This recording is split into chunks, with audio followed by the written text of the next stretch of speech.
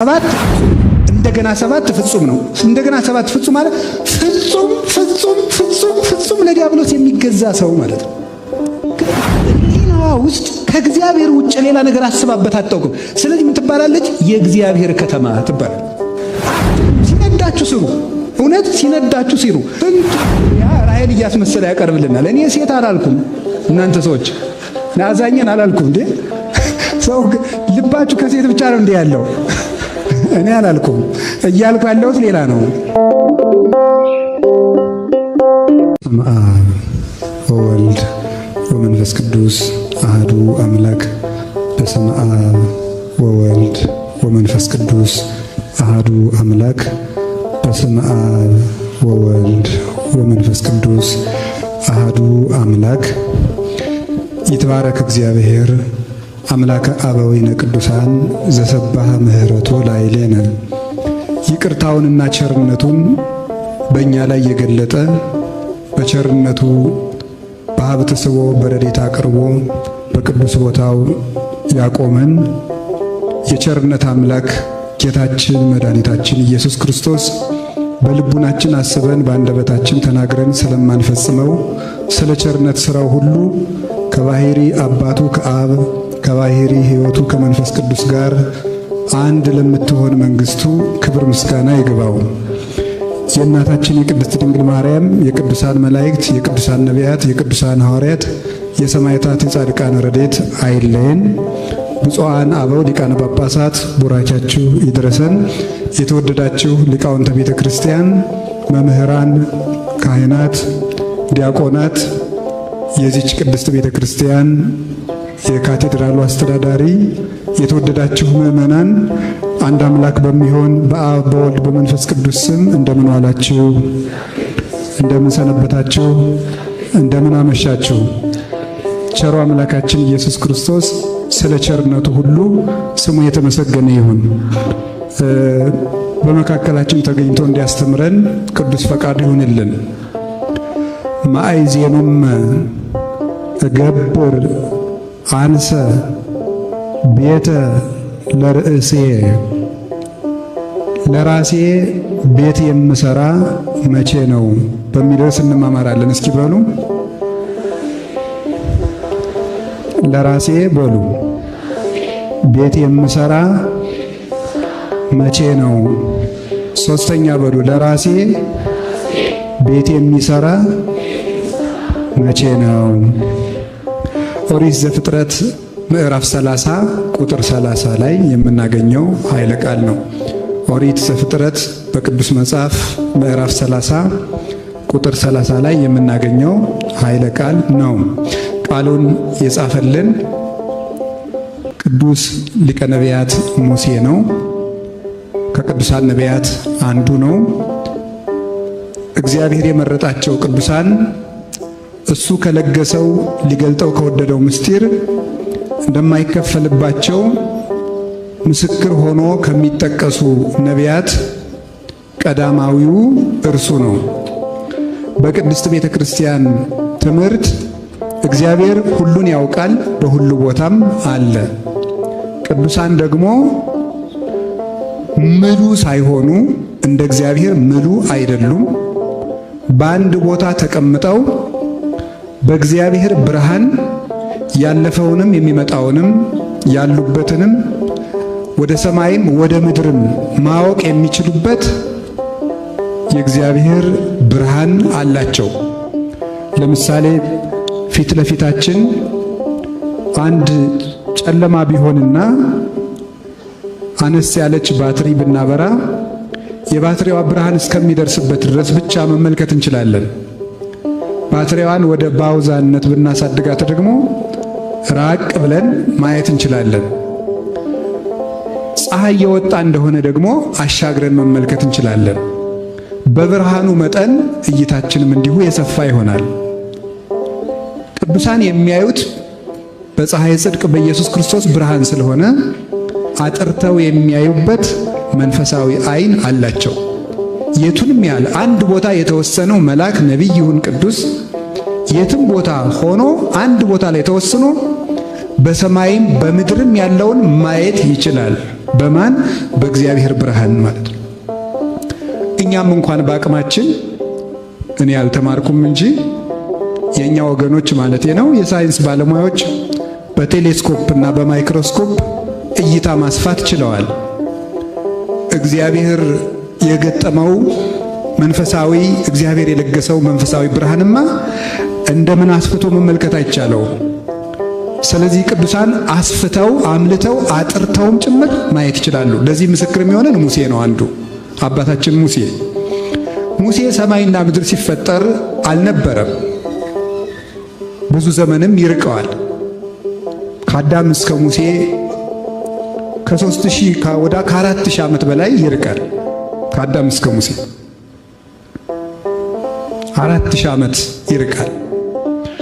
ግን ሰማይና ምድር ሲፈጠር እንኳን ሙሴ አዳም እንኳን አልነበረም። ግን ሰማይና ምድር እንዴት እንደተፈጠሩ ምድር አትታይም ነበር።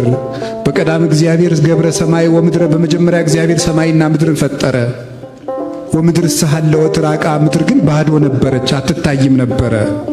ወመንፈስ እግዚአብሔር ይጼልል መልዕልተ ማይ፣ የእግዚአብሔር መንፈስም በውሃው ላይ ሰፎ ነበረ እያለ እንዴት ውሃው ከምድር እስከ ሰማይ መልቶ ይገማሸር እንደነበረ አብሮ እንደነበረ ውሃውን እየቀዳ የከፈለ መስሎ ወይቤ እግዚአብሔር ለይትጋባ ማይ ውስተ ምዕላዲሁ፣ እግዚአብሔርም ውሃው በየስፍራው ይሰብሰብ አለ እያለ ውሆች ሲሰበሰቡ አንዱን ክፍል ከዚህ ጠፈር በላይ ሲወስነው አንዱን አርግቶ ጠፈር ሲለው አንዱን ለምድር እንደመቀነት ሲያስታጥቃት ሙሴ ይመለከት ነበረ። ከፀሐይ ላይ እንደዋለ ቅቤ ልህሉህ የነበረችው መሬት እግዚአብሔር በኃይሉ በቀዳማዊ ቃል ስልጣን አጽንቶ አብቂ ሲላት የሌላትን ከጉያዋ ያልነበረውን ዘር በማጭድ እንዲታጨድ፣ በመጥረቢያ እንዲቆረጥ፣ በጥፍር እንዲለቀም፣ የሚበላውን የሚጠጣውን እንድታበቅል፣ ባለጸጋ እንድትሆን እግዚአብሔር ሲያደርግ ሙሴ ከ4000 ዓመት በኋላ ዘመንን ተቀድሞ ያይ ነበረ። ዘመንን ተቀድሞ ፀሐይ፣ ጨረቃ፣ ከዋክብት በሰማይ ላይ ሲያበሩ ይሄ የምታዩት ሰማይ ጠፈር የሚባለው ብጽብጽ ውሃ ነበረ። ከውሃ ነው። ሰማይ ማለት በግዕዙ ስዕለ ማይ ማለት ነው ይላሉ ሊቃውንቱ። ስዕለ ማይ ማለት ከውሃ የተሰራ የተቀረጸ ማለት እና ውሃውን አርግቶ ነው እግዚአብሔር ጠፈር ያለው። ይህ ውሃ ሲረጋ ሙሴ ዘመንን ስው አቅርቦ ባይኑ ያየው ነበረ። ከዘመን በፊት የነበረውን ዘመን ሳይፈጠር አዳም ከእህቱ ምድር እግዚአብሔር ሲያበጃጀው የሕይወት እስትንፋስ እፍ ሲልበት በመልኩ ሲፈጠር አብ ወልድ መንፈስ ቅዱስ ትናንት በሌላት ቢጽ በማይገኝላት አንዲት በሆነች ምክራቸው እግዚአብሔር አለ ሰውን በምሳሌ እንፍጠር አለ ብሎ ሲመክር ይህንን ምክር ሙሴ ይሰማው ነበረ። እግዚአብሔር ሰውን በመልኬ ልፍጠር ብዬ ነበር ብሎ አለኝ ብሎ አይደለም የተረከ። እግዚአብሔር እንዲህ አለ ብሎ የእግዚአብሔር ምክር ከ4000 ዘመን በፊት በእግዚአብሔር ልብ የሚነገረውን ሙሴ ያይ ነበረ። ቅዱሳን አማልዱን ብንላቸው፣ ጸልዩልን ብንላቸው ከአንድ ቦታ ተቀምጠው ስንቱን ማየት ይችላሉ የሚሉን ሰዎች ቢኖሩ ለአንድ ቅዱስ እኔን ማየት ቁም ነገር አይደለም። ትልቁ ቁም ነገር እግዚአብሔርን ማየት ነው። ሰፍቶ መልቶ ያለውን እግዚአብሔርን ያዩታል። እግዚአብሔርን በረጅም ዙፋን ላይ አየሁት እያሉ ጽፈውልናል፣ አይተውታል። የዓይን መጨረሻም የእይታ ማረፊያም እግዚአብሔርን ማየት ነው። እስመ ዘባቤከ ይዐርፍ ነጽሮተ ኩሉ ነባበያን፣ የአይኳትያን የአመስጋኞች የመላእክትና የደቂቀ አዳም ዓይን ሁሉ አንተን ሲያይ ያርፋል ይላል። ዓይን የሚያርፈው መጨረሻ ላይ እግዚአብሔርን ሲያይ ብቻ ነው። ምንም ነገር ብታሳዩት ዓይናችሁ ሊያርፍላችሁ አይችልም።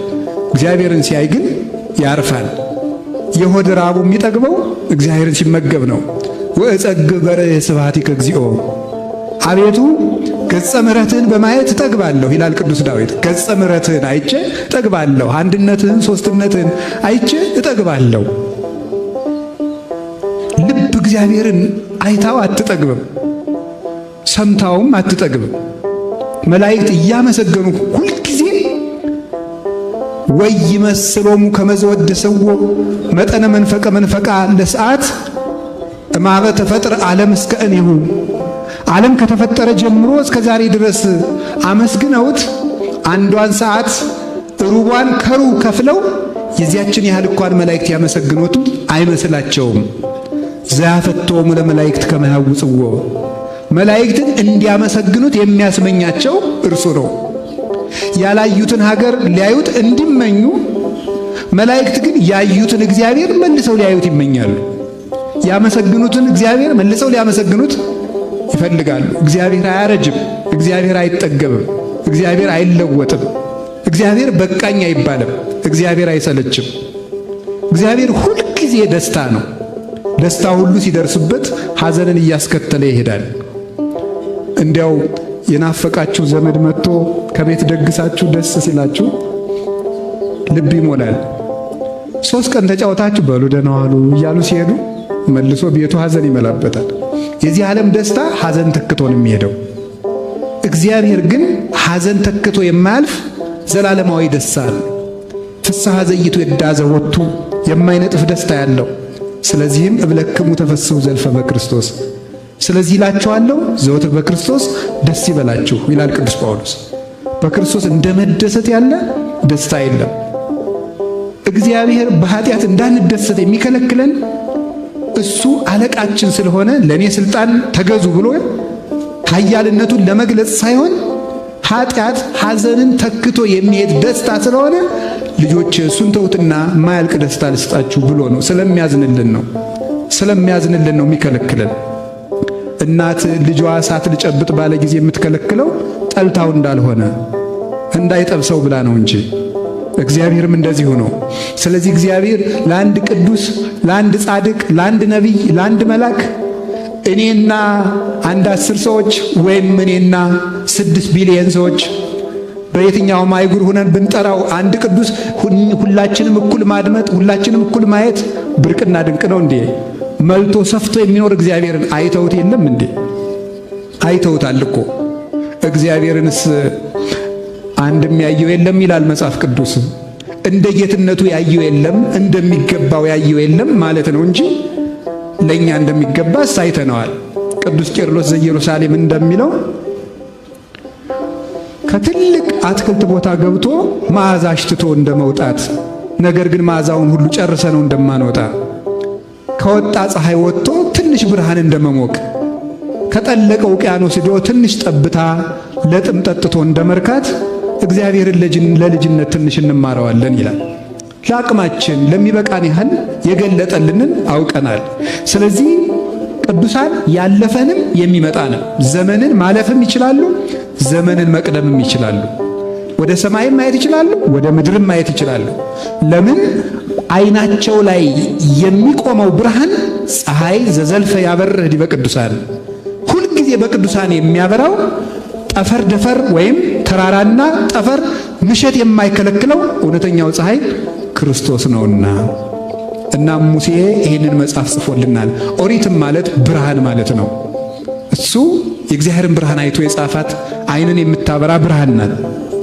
በዚህ ሕግ ውስጥ እግዚአብሔር እንዴት አድርጎ ወዳጆችን ይመግባቸው እንደነበር፣ ወዳጆቹም ለእግዚአብሔር እንዴት ይታመኑለት እንደነበር ተጽፎልናል። ከዚህም ታሪክ አንዱ የያዕቆብ ታሪክ ነው። ዛሬ በ28 የአማኑኤል ልደት እንደምናስበው የአብርሃም፣ የይስሐቅ፣ የያዕቆብ የሦስቱ አስራዋ ሃይማኖት የሚባሉት የእነዚህ አበውም ወራዊ መታሰቢያቸው ነው። የሚገርመው አንድን ቅዱስ በዚህ ቀን እገሌ ያረፈ ይልና ስንክሳር በወር ግን መልሶ በዚህ ቀን እገሌ ያረፈ አይልም። በዓመቱ አንድ ጊዜ ተርኮት ነው የሚሄደው። አብርሃም፣ ይስሐቅ፣ ያዕቆብን ግን በወር በዚህ ቀን የአብርሃም፣ የይስሐቅ፣ የያዕቆብ መታሰቢያቸው ነው ይላቸዋል። እነዚህ ቅዱሳን አባቶቻችን የእምነት ዕንቁና ፈርጥ ናቸው። እግዚአብሔር በእነሱ ትከሻ ላይ ወርዶ ነው ዓለምን የጎበኘው። ቃል ኪዳንንም እንዳይበጠስ የቀጠለው በእነሱ ሰንሰለትነትም ነው። ስለዚህ አብርሃም፣ ይስሐቅ፣ ያዕቆብ የማይረሱ ናቸውና የያዕቆብን ትንሿን ታሪክ አንስተን ለዛሬ እንድንማማር እግዚአብሔር ቢፈቅድ መርጠናል ማለት ነው። ይህን ቃል አሁን የነገርኳችሁን ቃል ያዕቆብ ነው የተናገረው።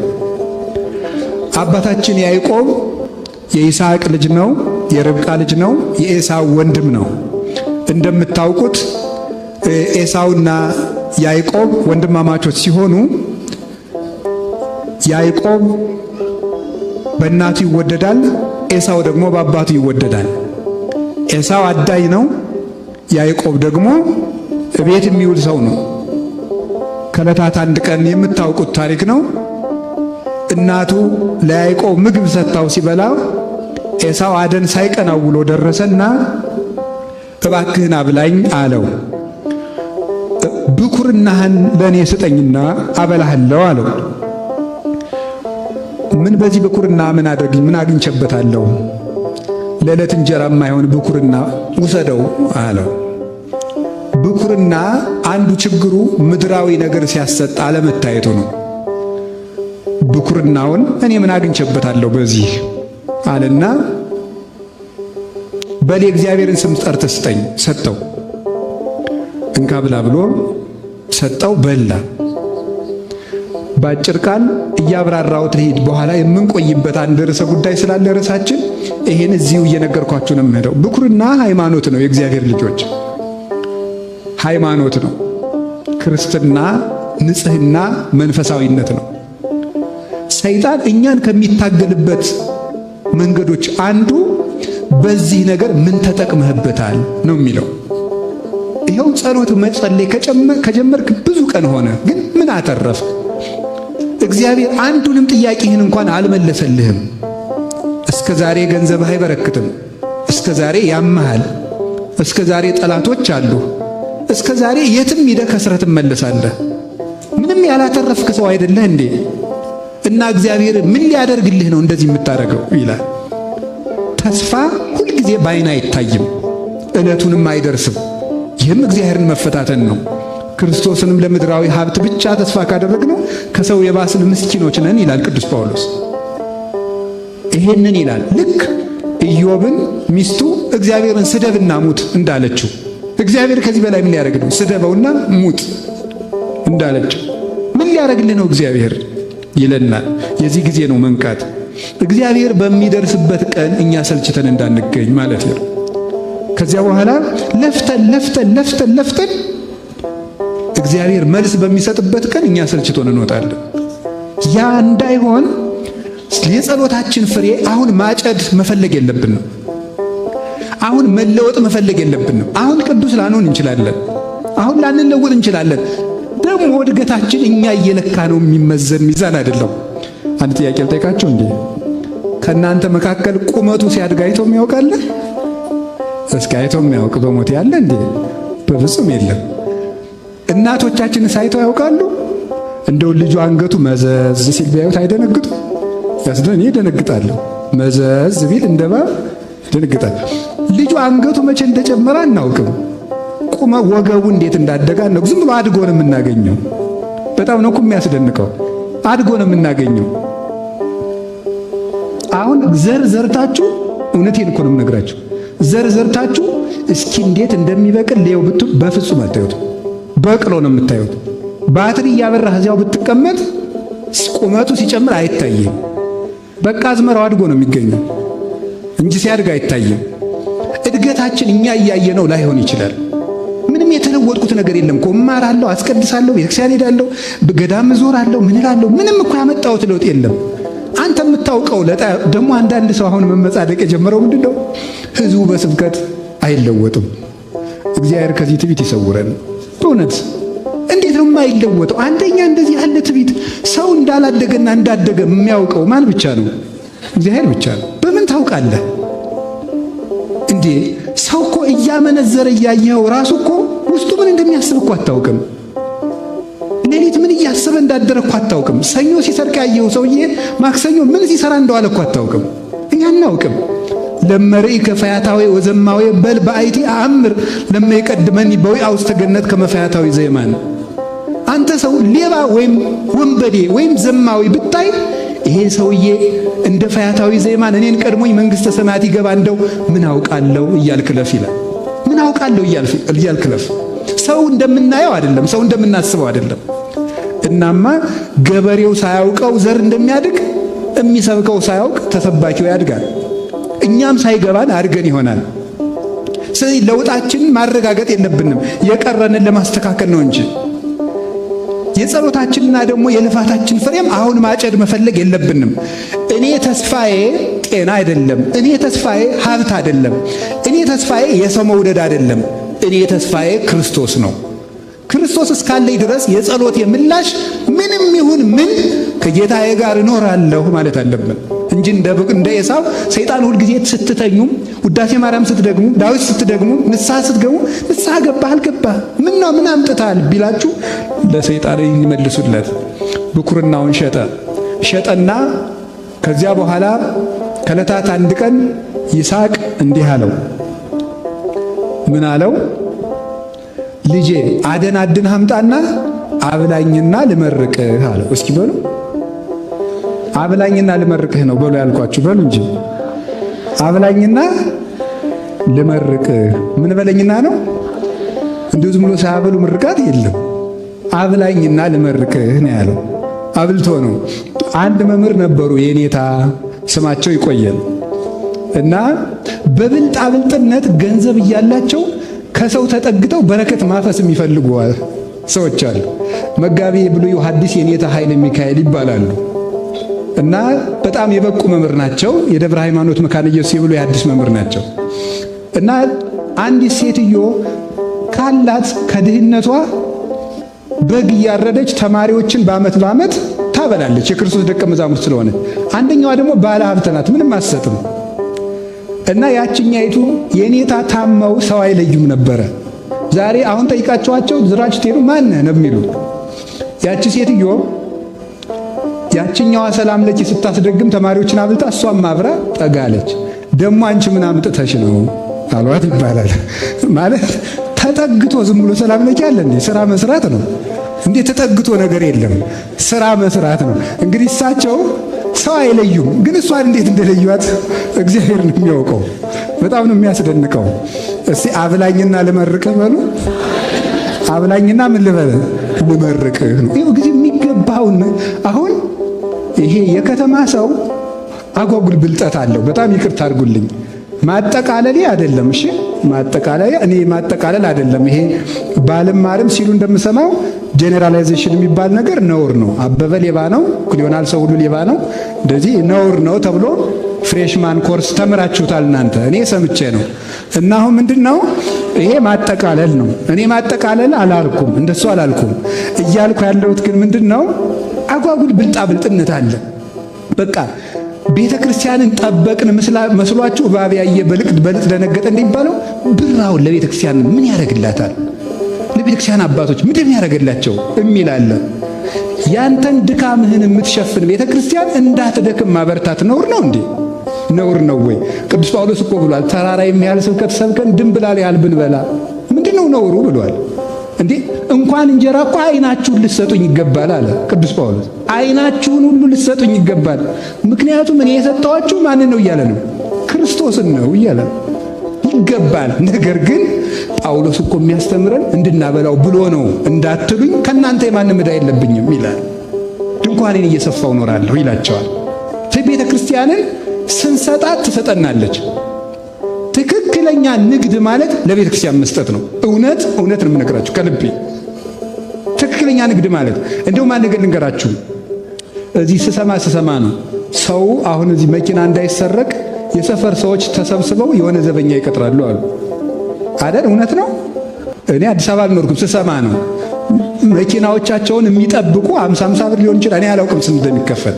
መኪናውን የሚጠብቁ ፓርኪንጉን የሚጠብቁ ዘበኛ፣ የጋራ ዘበኛ ይቀጠራል። ያን ብር የምታወጡት ለምንድን ነው? ለምንድን ነው የምታወጡት? የበለጠ እንዳይወሰድባችሁ ነው።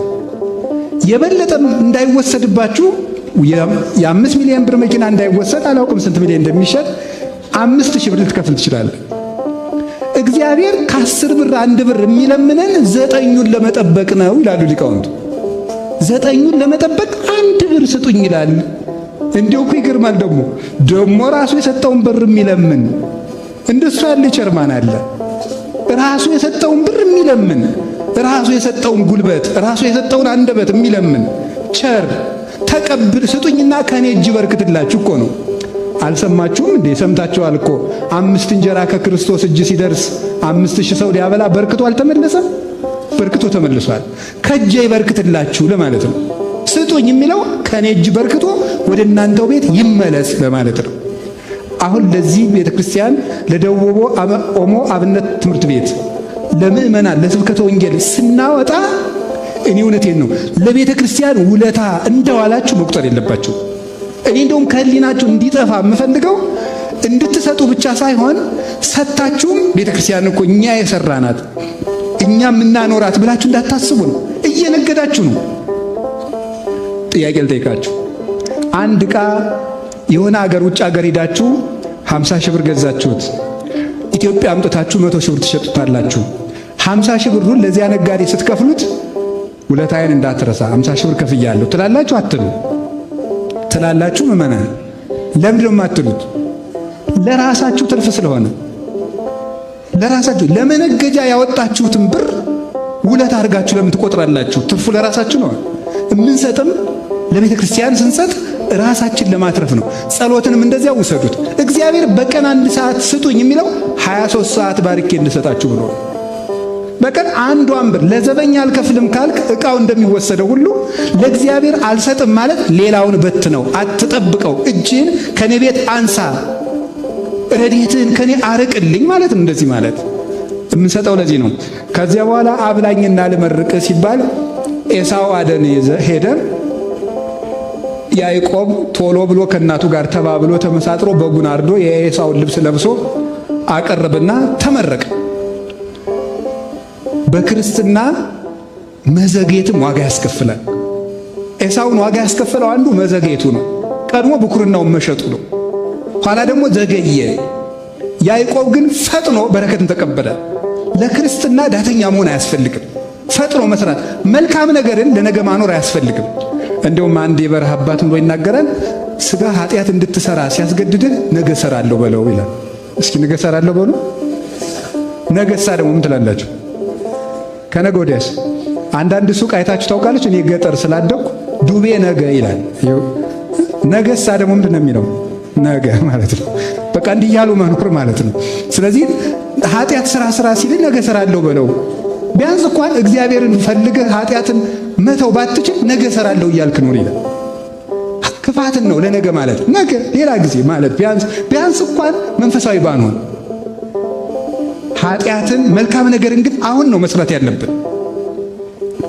አሁን ያዕቆብ ግን ፈጥኖ አቀረበ። እዚሁ እየተረጎምኩት ነው የማይል ስለማልመለስ ያዕቆብ ክርስቶስ ነው ይላሉ አባቶቻችን።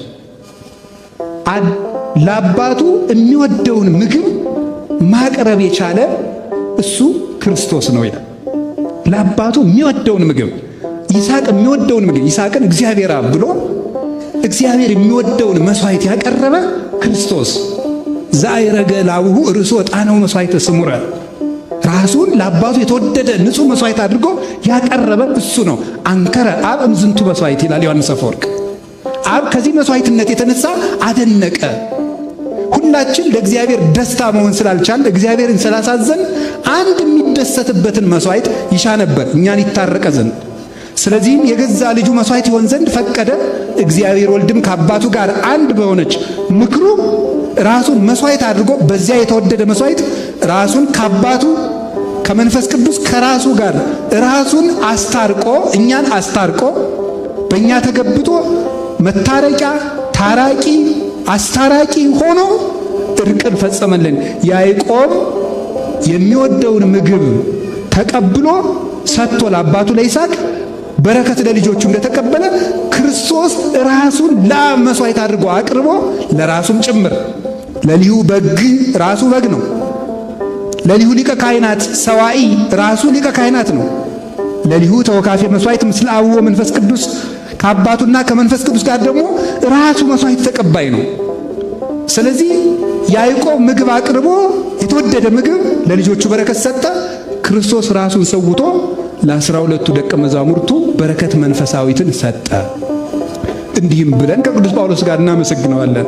ይትባረክ እግዚአብሔር አቡሁ ለእግዚእነ አምላክነ ወመድኃኒነ ኢየሱስ ክርስቶስ ዘባረከነ በኩሉ በረከት መንፈሳዊት ዘበሰማያት በእግዚእነ ኢየሱስ ክርስቶስ ኤፌሶን ምዕራፍ 1 ቁጥር 4 ላይ በጌታችን በመድኃኒታችን በኢየሱስ ክርስቶስ በመንፈሳዊ በረከት በሰማያት የባረከን የጌታችን የመድኃኒታችን የኢየሱስ ክርስቶስ እግዚአብሔር አባቱ ይመስገን ብለን እናመሰግናለን። መንፈሳዊ በረከት ስለሰጠን መንፈሳዊ በረከት እሱን ሌላ ጊዜ ትማሩታላችሁ።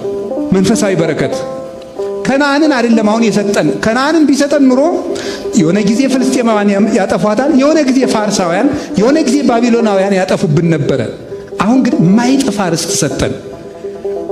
እንደ ኦሪትን ጠብቀን ረጅም ዕድሜ አይደለም የሚሰጠን፣ የዘላለም ሕይወት ነው የሚሰጠን።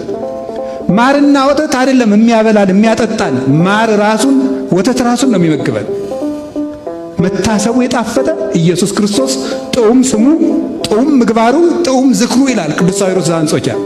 ስሙ የጣፈጠ ስራው የጣፈጠ መታሰቡ ጥዑም የሆነ ክርስቶስ እሱን እንድንመገብ አደረገን። ያዕቆብ ለ12 ልጆቹ በረከት ሰጠ። ክርስቶስ ለ12 ደቀ መዛሙርት ይህን በረከት ሰጠ። ተሰዶ ሄደ። ከዚያ በኋላ ኤሳው በቅናት ሊገለው ስለነበረ ተነሳና ወደ ሶርያ ሄደ። ወደ ሶርያ ሲሄድ ይሄም የሶርያ መንገድ ክርስቶስ በሰማይ ስጋ አላመጣም፣ ስጋ አልለበሰም፣ ስጋ አልፈጠረም። ኢያይረጋ ለእሙ ውስተ ሰማያት ከመ ትጽንሶ በህዬ እናቱን በሰማይ ትጸንሰው ዘንድ ወደ ሰማይ አላሰርጋትም ይላል አባ ጊዮርጊስ ሲናገር። ወደ ሰማይ አላወጣትም እንጂ እናቱን ወደ ሰማይ ጸንሶ እንደ ልልናው በሰማይ መጸነስ ይገባው ነበር፣ እንደኛ በምድር ሳይሆን። ግን የእኛን ሥጋ ወዷልና መፍቀር የሰብ ነውና ቅዱስ ኤፍሬም ደስ የሚያሰኙ ምስጋና እኔ ይገርመኛል። ጥያቄና መልሱ አንሶ ሰው ውስተ ዓለም ይላል። በዚህ ዓለም ተመላለሰ ለምን ስትሉት ሱማሪውቶ መፍቀር የሰብ ቸር ሰው ወዳጅ ነውና ይላል። ሰውን ስለሚወድ በዚህ ዓለም ተመላለሰ። ስለዚህ በእኛው ሥጋ መካት ስለነበረበት ያዕቆብ በከነዓን አይደለ በሶርያ ሄዶ ተሰዶ ትውልድ አፈርቶ መጣ። ያዕቆብ ብቻውን ሄደና 70 ነፍሳትን አፈራ። ሶርያ ወርዶ ክርስቶስ ወደዚህ ዓለም ወረደና ነፍሳትን ሁሉ ምርኮ ማርኮ ወደ ሰማያት አረገ። አሁን ይህን ሁሉ ነፍሳት አማን ብለክሙ እሜ ወድቀት ተተሰርናይ ዲበ ምድር ባይታ ትነብር ወመሰ ወድቀት ወሞተት ብዙሃ ፍሬ ትፈሪ። እውነት እላችኋለሁ የስንዴ ቅንጣት መሬት ላይ ካልወደቀች ብቻዋን ትኖራለች፣ ከወደቀች ከፈረሰች ከበሰበሰች ግን 30 60 100 ፍሬ ታፈራለች ብሎ እንደተናገረ አንድ ቅንጣት እሱ ገራይት ንጽሕት ከምትባል ከመቤታችን ከቅድስት ድንግል ማርያም ተወልዶ ሺዎችን አፈራ፣ ነፍሳትንም ታደገ። ያዕቆብ መንገድ የክርስቶስ መንገድ ነው። መንገድ ላይ ያዕቆብ መሽቶበት ሎዛ ሲደርስ ደንጊያ ተንተርሶተኛ መሰላሏ ከምድር እስከ ሰማይ ተተክላ ነበረ። ከመሰላሏ ጫፍ ላይ ዙፋን ተዘርግቷል። እዚያ ላይ ንጉሥ ተቀምጦባታል። ባጭሩ ያች መሰላል እመቤታችን ናት። እንደምታውቁት የመሰላሏን ጫፍ ግን ብነግራችሁ ደስ ስለሚለኝ የእመቤታችን ሕሊና ነው ይላሉ ሊቃውንቱ። የመሰላሏ ጫፏ ማለት የእመቤታችን ሕሊናዋ ነው። እዚያ ላይ ንጉሥ መቀመጡ ወደ ድንግል ማርያም ሕሊና ከእግዚአብሔር በቀር ሌላ ነገር ገብቶ አያውቅ፣ ፈጽሞ ገብቶ አያውቅ። ያንን ለመናገር ቅዱስ ጳውሎስ እንደምን ታውቃላችሁ? የሴት ሁሉ ራስ ወንድ ነው ይላል።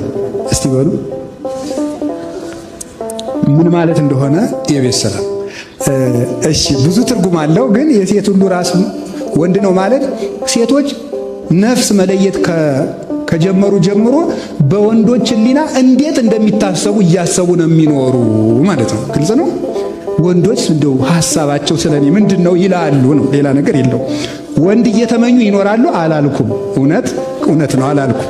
እውነት አላልኩም። እያልኩ ያለሁት እንደው ወንዶች ስለኔ ምን ያስባሉ እያሉ ይኖራሉ ነው፣ ይጨነቃሉ። ሚስትሪ ኤንድ ሚኒንግ የሚል መጽሐፍ አለና ብታዩት ወንዶች ምን እንደሚፈልጉ ማወቅ ከፈለግ ሴቶች የሚለብሱትን ተመልከት ይላል። አያችሁ፣ ሴቶች የሚለብሱት ወንዶች የሚፈልጉትን እያጠኑ ነው ማለት ነው። ግልጽ ነው። እናንተ የምትወዱትን ነገር ይለብሳሉ። እሺ ግልጽ ነው አይደል? ስለዚህ እናንተ ማየት ብታቆሙ እህቶቻችን አለባበስ ጥሩ ያደረጉ ነበር ማለት ነው። እናንተ እያያችሁ እኮ ነው እነሱን አጉል ችግር ውስጥ የከተታቸዋቸው። እውነት ከልቤ ነው። ስለዚህ ማስተካከል አለባችሁ። ይህን ችግር የፈጠራችሁት ወንዶች ናቸው። አሁን ጾታ የለኝም፣ መነኩሴ ወንድ ሴት አይባልም። ጾታ የለውም መነኩሴ ማለት ነው። ከቃሉ ጋር ናችሁ። እግዚአብሔር ከሁላችን ጋር ይሁን።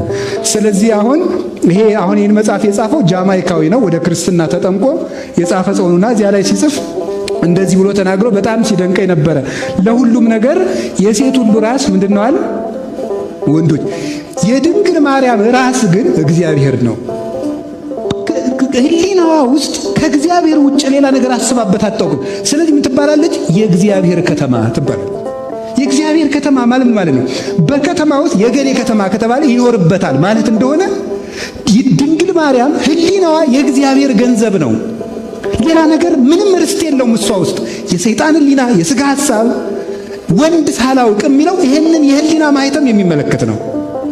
እና ሞት በሷ ላይ ርስት ያጣው የአዳም ዘር መሆኗ እንዲታወቅ ሞተች እንጂ በሷ ላይ ሞት ርስት የለውም። ምክንያቱም ቅዱስ ጳውሎስ እንደነገረን የኃጢአት ደመወዝ ሞት ነው ይላል። እንግዲያውማ ድንግል ማርያም ኃጢአት ከሌለባት የምን ደመወዝ ሞት ከሷ ይኖረዋል? የለባትም። የሞተችው ሰው ስለሆነች ነው። የልጇን መንገድ መከተል ስለነበረባት የአዳም ዘርም ስለሆነች ነው። እንዲህ ያለች ከተማ ነበረች። እናማ ወደ እሷን ተንተርሶ ያዕቆብ ይኸውላችሁ ከመሰላሏ ስር የተኛ ሰው በመሰላሏ ላይ ጫፏ ላይ ካለው ንጉሥ ጋር ይገናኛል። ከድንግል ማርያም ስር የወደቀ ሰው ከመሰላሏ ጫፍ በሕሊናዋ ከተማ በማኅፀኗ ከተማ ካደረው ከንጉሥ ክርስቶስ ጋር ይገናኛል። እኔ ከመሰላሉ ስር አልተኛም ካልክ ንጉሡ ከላይ ተቀምጦ ግን መገናኘት እንደማትችል እድለኞች ነን። ከዚች መሰላል ስር ወድቀን ንጉሡ ከከተማዋ ላይ ሆኖ ብርሃኑን በደኛ ያወርዳልና መላእክትም ወደኛ ይወርዳሉና።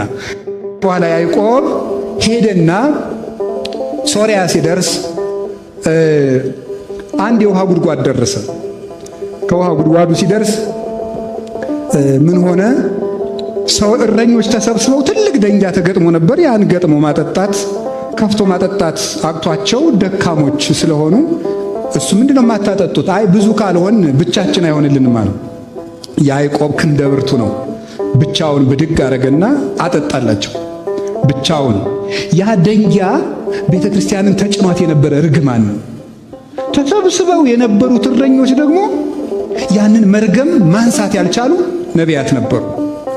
ያዕቆብ ክንደ ብርቱ ማለት መኑ ይተአደወ ለወልድ ሁየስ መልዑል መዝራዕተ የማኑ የሚባለው ጽኗ ኃይል ክርስቶስ ነው።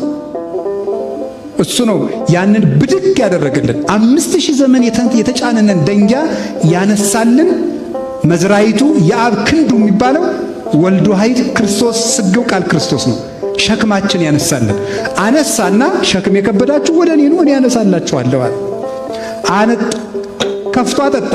ክርስቶስ ያንን ርግማን አነሳና ዘጸማ ይምጻ ሀቤ ወይስተይ፣ የተጠማ ቢኖር ወደ እኔ ይምጣ እንዲሁ ይጠጣ። በከመ ይቤ መጽሐፍ አፍላገ ማዮት ይውዝም ከርሱ፣ መጽሐፍ እንደተናገረ የሕይወት ውሃ ከሆዱ ይፈልቃል ብሎ ይህንን ውሃ በነጻ ሰጠን። ነፍሳችንም ታጠበች፣ ነጻች፣ ደረቅነቷ ለቀቃት፣ ፍሬ እንድታፈራ ሆነች፣ በእግዚአብሔር ቤት ተተከለች። አሁን ይህን አጠጣና ራሔል ውሃ ልትቀዳ መጣች። እሷም አጠጣች፣ እቤቷ ወሰደችው። ተነጋገሩ፣ ዝምድናቸውን፣ ሚስት ሆነችው። መጽሐፍ ቅዱስ ላይ አንዳንድ ነገር በጣም ይገርማችኋል አይደል? እንደው የትልልቅ ሰዎች ሚስቶች ውሃ ሲቀዱ የሚታጩት ለምን ይመስላችኋል? ይገርመኛል። የሙሴ ሚስት ውሃ ስትቀዳ ነው የታጨችው። የርብቃ የይስሐቅ ሚስት ውሃ ስትቀዳ ነው የታጨችው። ራሔል ውሃ ስትቀዳ ነው የታጨችው። ምን ይመስላችኋል ይህ ነገር? እናንተ ምን የምትቀዳ ነው የምታጩት? ድምፅ ሪከርድ የምታረግ ነው ወይስ ምን የምትቀዳ ነው የምታጩት? እና ይሄ ውሃ ሲቀዱ ማጨት ማለት ዝም ብሎ እንዳይመስላችሁ። መጽሐፍ ቅዱስ ላይ ዝም ብሎ የተቀመጠ ነገር የለም። ውሃ ሲቀዱ የታጩት ምን ማለት ነው? ቃለ እግዚአብሔር ስትቀዳ የተገኘችውን እግዚአብሔር ክርስቶስ ለክብር ያጫታል ማለት ነው። ፋርኩክሙ ለአሐዱ ምት ዘውቱ ክርስቶስ ይላል ቅዱስ ጳውሎስ። ለአንድ ሙሽራ አጫችኋለሁ እርሱም ክርስቶስ ነው ይላል።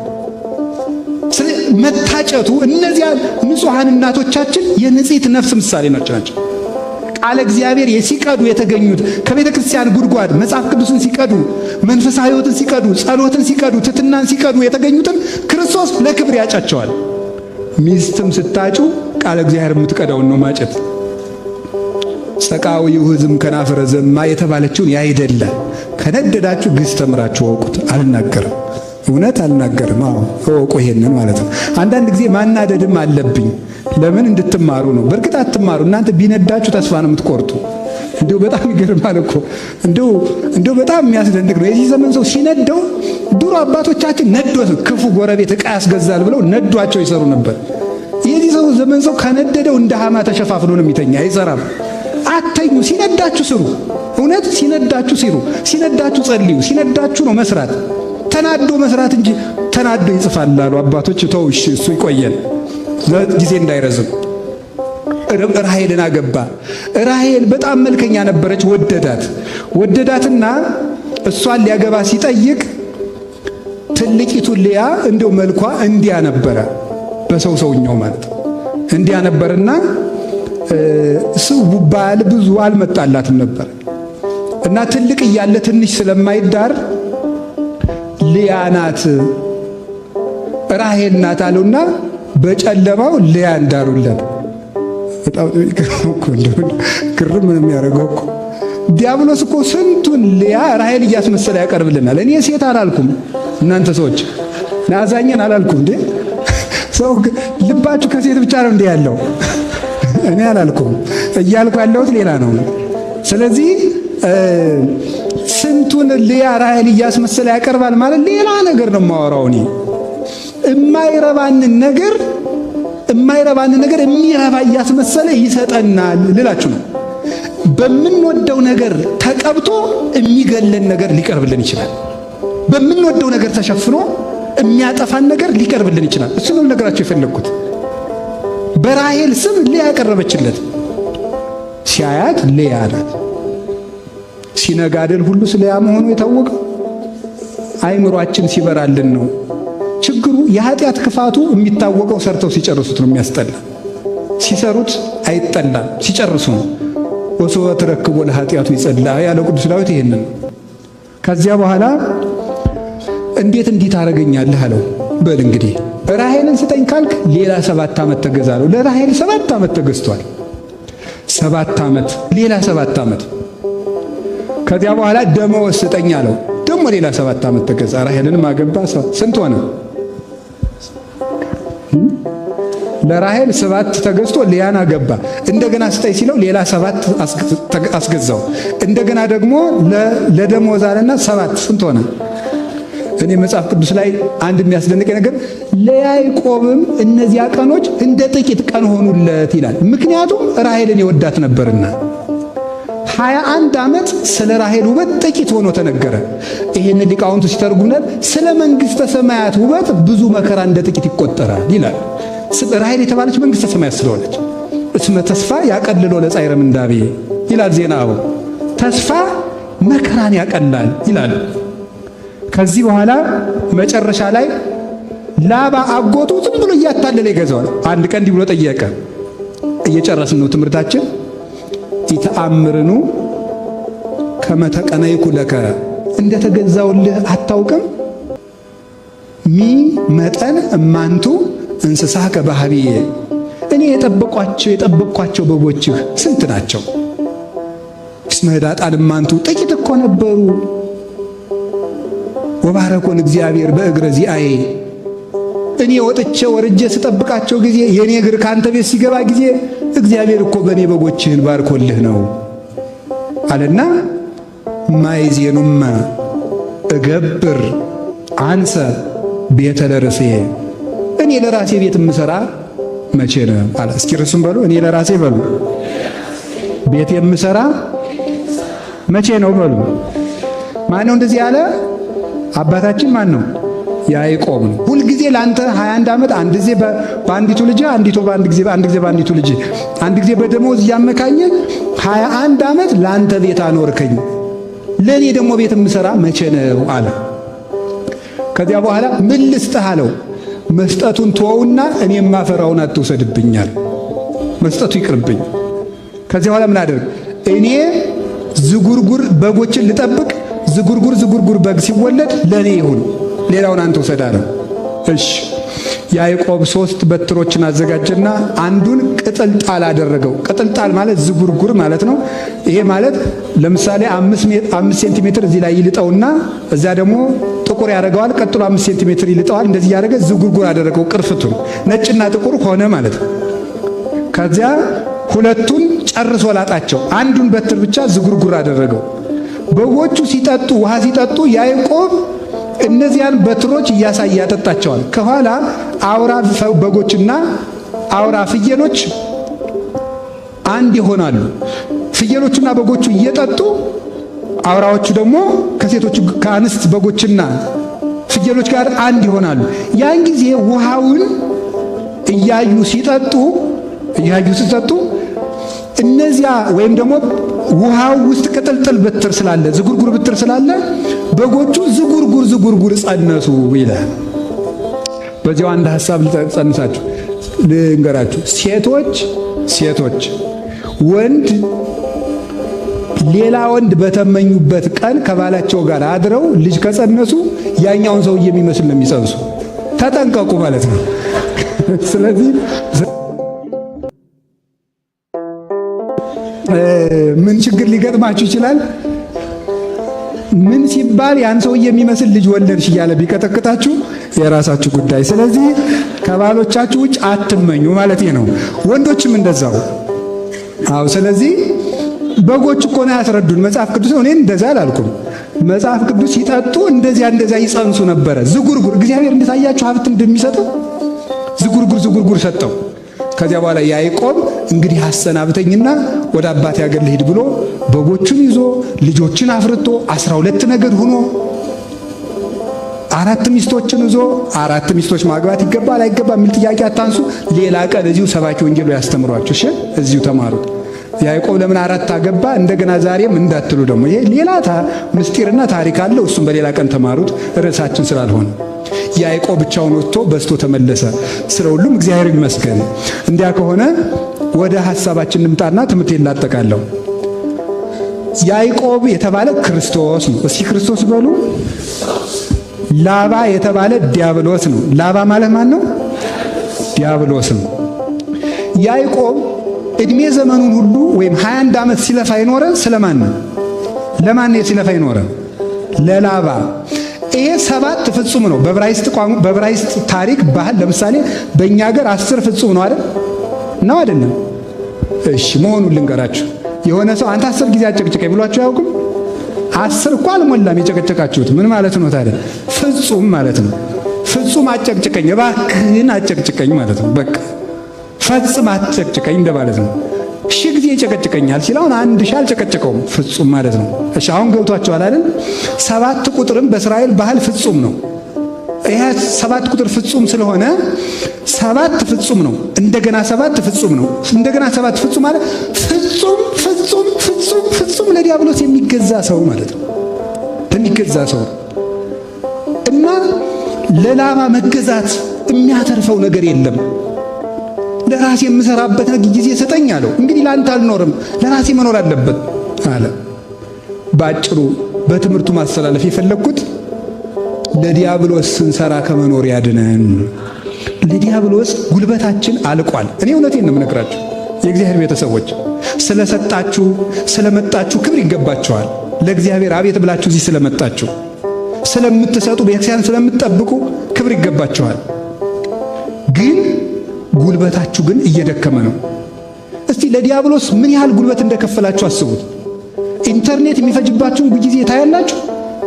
እንደ አንዳንዱ ሰው እኮ ፌስቡክ እያየ ተኝቶ ፌስቡክ እያየ የሚነሳ ሰው አለ። ሰው ሲነግረኝ ነው። እኔ ፌስቡክ የለኝም፣ እውነት የለኝም። እንደ ተመልከቱ።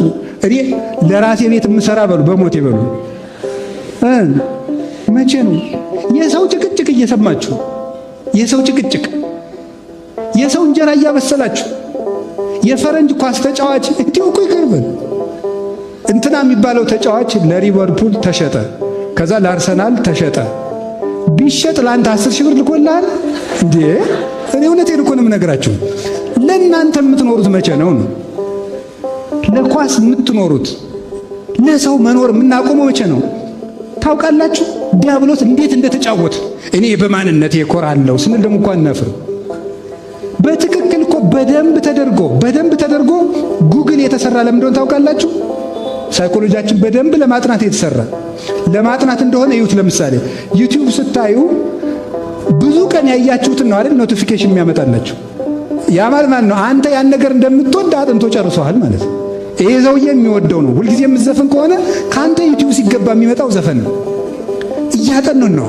አይምሯችን ተሰርቆ ጨርሷል። እኔ የምነግራችሁ ነገር በብሉይ ኪዳን ውስጥ አህያ መስዋዕት አትሆንም ታውቃላችሁ። በግ ነው ለመስዋዕት የሚቀርበው። አንድ ሰው በግ ባይኖረው አህያ ብቻ ቢኖረው አህያውን በበግ ለውጦ ያቅርብ ይላል ብሉይ ኪዳን።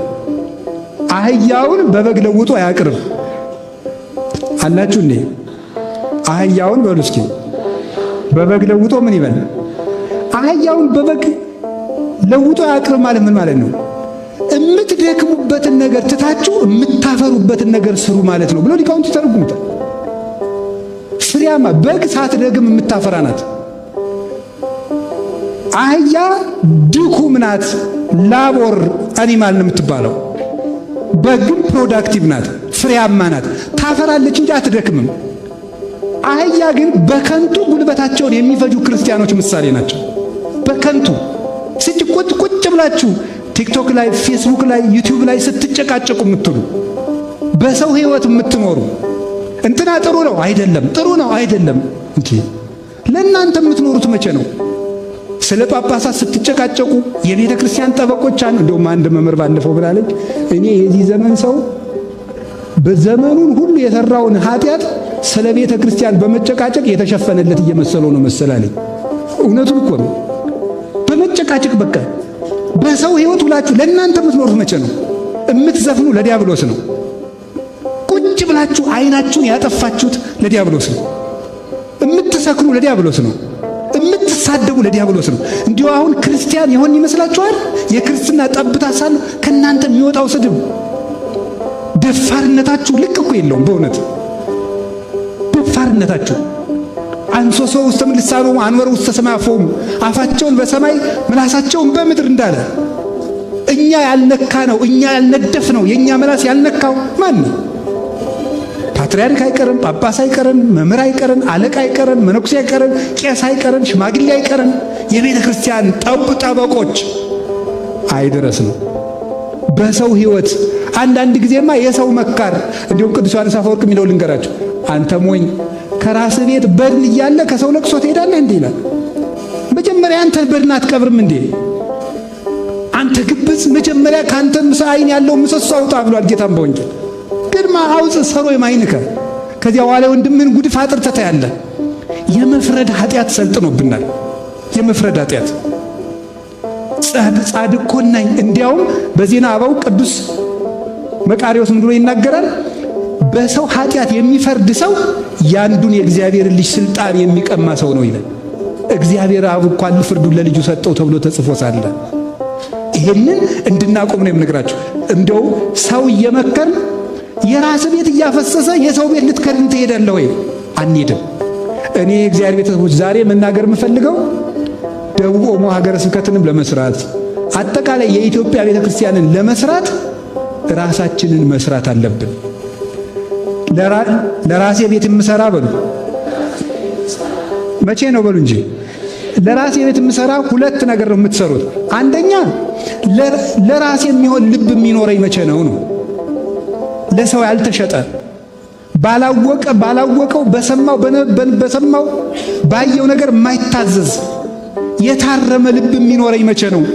የታረመ አይን፣ የታረመ እጅ፣ የታረመ እግር፣ የታረመ አንደበት ልቅም ያለ ሰብዕና የሚኖረኝ መቼ ነው? ለራሴ መስራት። የተሰሩ ክርስቲያኖች የተሰራች ቤተክርስቲያንን ይሰራሉ፣ ያኖራሉ፣ ያቆማሉ። የፈረሱ ቤተክርስቲያኖች ማንን ያቆራሉ? ቤተክርስቲያንን ያፈርሳሉ። የሶሪያ ቤተክርስቲያን እንዲሁና የፈረሰችው በሌሎች ብቻ እንዳይመስላችሁ ምዕመናን ጣልቃ ገብተው በመፈትፈታቸው ነው። ሕይወታቸውን አያንጹም፣ ግን ጳጳሳቱን ያምሳሉ፣ ሲኖዶቱን አስተያየት ይሰጣሉ፣ ሁሉን ይተነትናሉ፣ ይተቻሉ። ሁሉ አዛዥ ሆነ። ከሁለት ከፈሉት። የኤፍሬም ዘመዶች ነን የሚሉት በሌላ በኩል፣ የሌላ ቤተሰቦች የሚሉት በሌላ በኩል እያደረጉ ተከፋፈሉ ጳጳሳቱ። ይሄንን ትተን ራሳችንን እንስራ። ቤት ምሰራ ለቤተ ክርስቲያን የምኖር መቼ ነው? ለመንግሥተ ሰማያት የምኖር መቼ ነው? ለሰውነት የምኖረው መቼ ነው? ለሕሊና የምኖረው መቼ ነው እንድትሉ ነው። ሃይማኖት መሰረት፣ ፍቅር ግድግዳ፣ ተስፋን ጉልላት አድርጋችሁ ራሳችሁን ስሩ። የእግዚአብሔር ቤተሰቦች በእውቀት ራሳችሁን ስሩ። ለቤተ ክርስቲያናችሁ ስሩ፣ ነግዱ፣ ተማሩ። ለራሳችሁ መስራት ባይሆንላችሁ እንኳን ለቤተ ክርስቲያን ስትሉ ስራ ስሩ እምላችሁ ይሄንን ነው። ለሰው እንጀራ ማብሳይ አትሁኑ። ለዲያብሎስ መንግስት አትስሩ። ስድብ የእግዚአብሔር መንግስት ነው። ዘፈንም እንዲሁ፣ ጭቅጭቅም እንደዚሁ። ስራ ሰርተን ቤተ ክርስቲያንን ክርስቶስ ወደድንም ጠላንም በእነዚህ ኃያላን እጅ የነበረችውን ቤተ ክርስቲያን በእኛ እጅ አስቀምጧታል። እኛ እጅ የወደቀችውን ቤተ ክርስቲያን እኛን ወሩራ ጥላ፣ እሷ ግን ሐመርነ ዘይቀርቦ ሞገድ የሚባል ክርስቶስ ይቀስፍላታልና ቤተ ክርስቲያኒቱ ትሻገራለች። እኛ ግን እንዳንሰጥም። ስለዚህ እግዚአብሔር ሰዎች ከዛሬ ጀምሮ ለሰይጣን ሳይሆን ለራሳችሁ ቤት ስሩ። ለራሳችን ቤት እንድንሰራ እግዚአብሔር ይርዳን። ያስተማረን ልዑል እግዚአብሔር ክብር ምስጋና ይግባው። ይቆየን።